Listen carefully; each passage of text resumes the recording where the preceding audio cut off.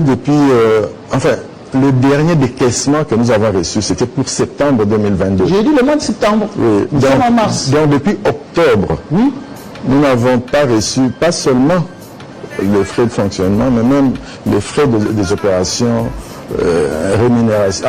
Il y a, disons, le dernier décaissement est de septembre. Donc, vous comptez de octobre à mars, nous n'avons rien reçu. Vous savez comment alors?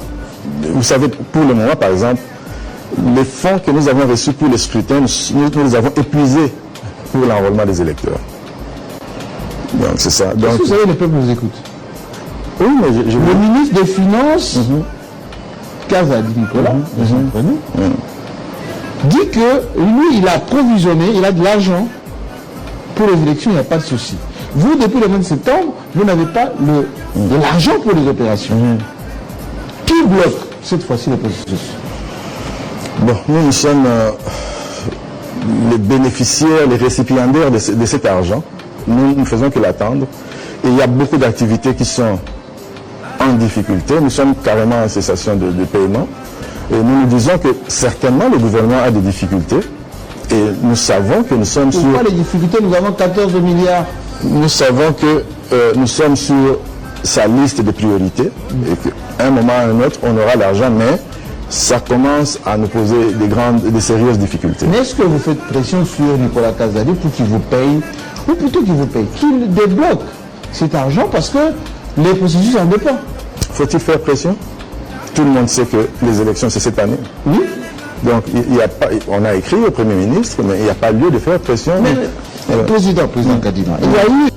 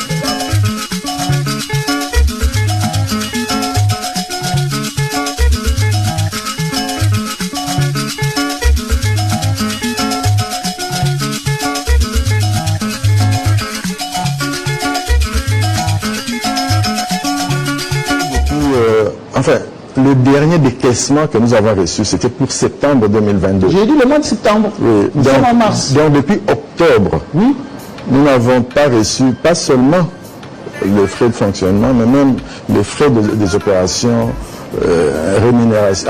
Il y a, disons, le dernier décaissement est de septembre. Donc, vous comptez de octobre à mars, nous n'avons rien reçu. Vous savez comment alors? Vous savez, pour le moment, par exemple, les fonds que nous avons reçus pour les scrutins, nous les avons épuisés pour l'enrôlement des électeurs. Donc, c'est ça. Donc, est-ce que vous savez, le peuple nous écoute? Oui, mais le ministre des Finances, Kazadi Nicolas, dit que lui, il a provisionné, il a de l'argent pour les élections, il n'y a pas de souci.